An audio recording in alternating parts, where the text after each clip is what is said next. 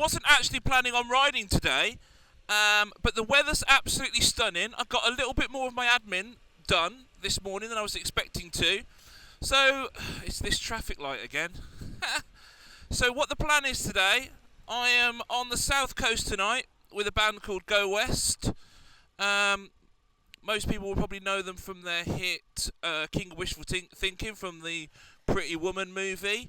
And I've got to drive down there because I'm in Zurich the day after, and I've got my bags and bits and bobs for that trip. So unfortunately I can't ride down on a wonderful day like this, but what I can do is pop out this morning because it's glorious, and I'm going to go to a place local called Chas Mann's where they do, it's kind of a biker bar, biker cafe. It's on Kings Norton Green if you want to look it up, and they do sort of, fry-ups and jacket potatoes and stuff like that. And I'm going to meet my dad there for a bit of food before making the long way down to the south coast in the car. Obviously, it's an absolutely stunning day, so I just thought, you know what, let's get out there, because why not? I think I've been a bit premature with my summer gloves and my jeans. Looked out the window and thought, oh, it's hot. And you know what? It's not. It is 10 degrees. Okay, so it's not cold, but yeah, it's not, it's not hot either. Really looking forward to tonight's show. Yeah, we're sort of gearing up Go West for the orchestral tour that we've got going on in the summer. We're at Bridgewater Hall in Manchester, the Symphony Hall in Birmingham, and then the London Palladium. And it's all the hits and stuff. I think it's sort of 40-year anniversary since the first album came out, which is before my time. So we're sort of gearing up for that. So we've got a show on the south coast tonight.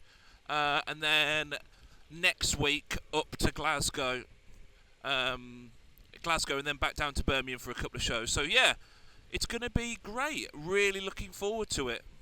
It's wonderful to be back out on the bike, especially when, I don't know about you lot, but especially when it's unexpected, when you sort of have resigned yourself for a few days where you're not going to ride, and then suddenly there's an opportunity that presents itself, and you just think, oh, I'm going to do it.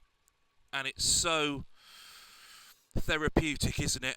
Obviously, this channel's called Biking to Better Mental Health, and that leads me on to sort of why I took up motorcycling in the first place. I don't want to make this a bit of a downer, but I've always wanted to ride bikes, especially big bikes. I was one of the legions of people all those moons ago in, 2004 was it, when Ewan McGregor and Charlie Borman did Long Way Round.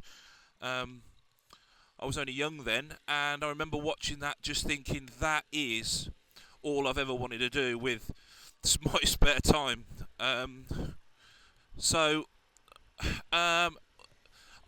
just never got round to it. I ended up obviously moving to London when I was 17,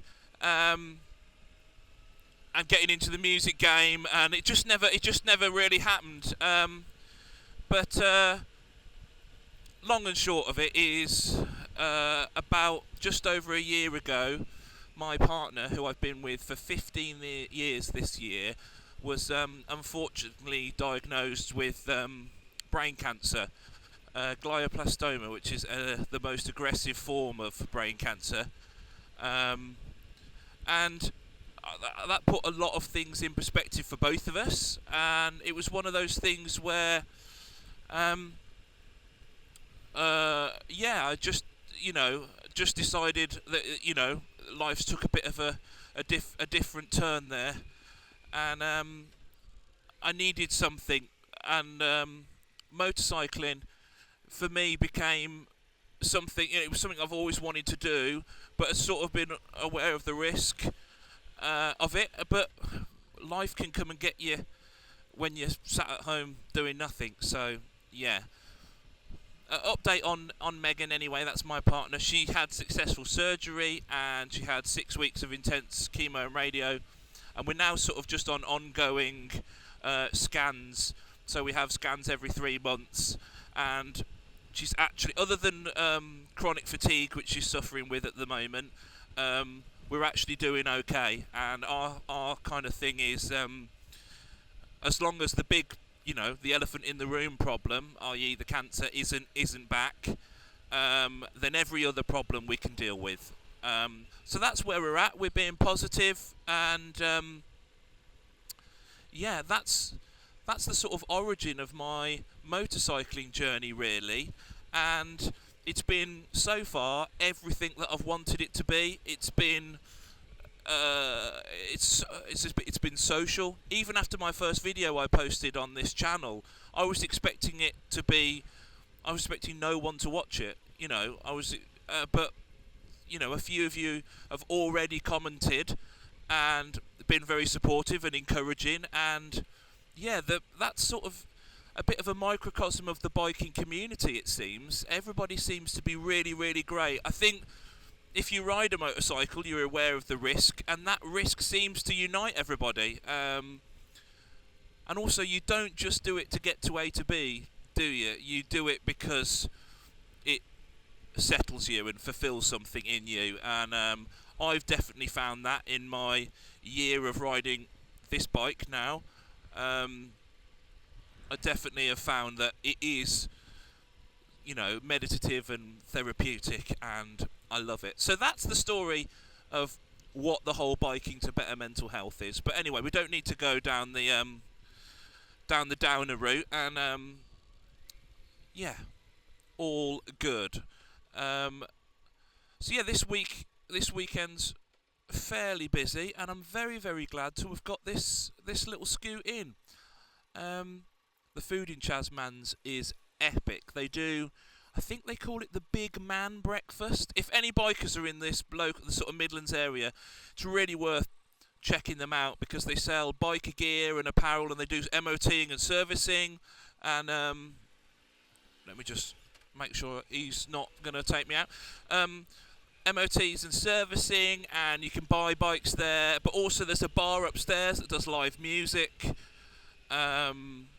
and food, and yeah, it's a kind of community hub for people in this sort of area. So if you're around and you haven't heard about it, definitely pop down and get yourself a Big Man Breakfast. I'm obviously playing live tonight, so I probably won't do the Big Man Breakfast, only because vanity kicks in, and I would like to feel as svelte as possible, ideally, or at least as svelte as my cuddly frame will allow. So I might have a jacket potato with tuna mayo. That's what I'm thinking. I can almost guarantee that my dad is going to have the huge monster fry-up, because that's his jam.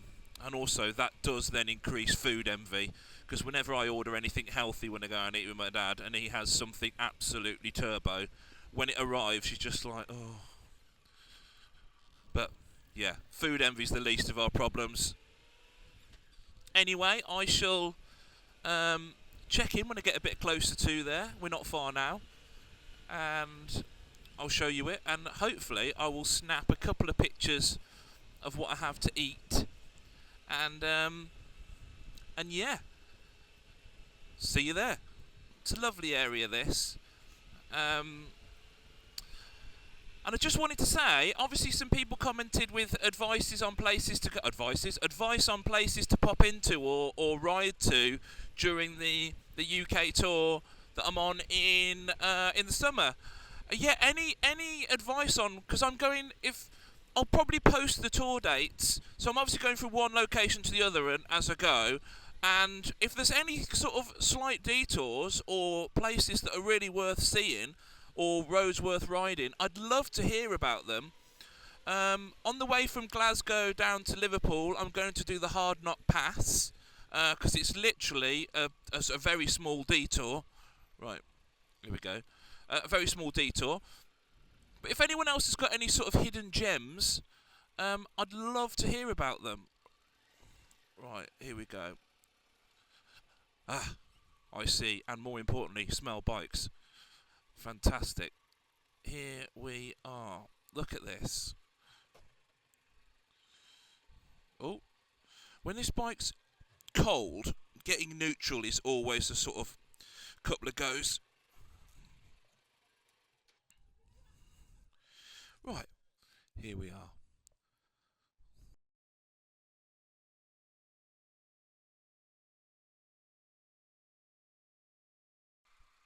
So that was stunning. I enjoyed that. Unfortunately, my dad didn't have the super fat man breakfast. He ended up having the same as me. But I have took a photo of what we had, so I'll put that in. And now, just taking the leisurely ride home, and then load the car up and head off to the gig tonight. It's going to be let me through. Yes, you are. Thank you so much. Thank you. Oh, onto a crossing. Never a dull moment. So yeah, I'll get home, get everything sussed, and head off to my gig. It shouldn't take me too long to get home, and I've now got a full tummy, so life's good. Thanks very much for tuning in, and I shall see you all on the next one. See you in a bit!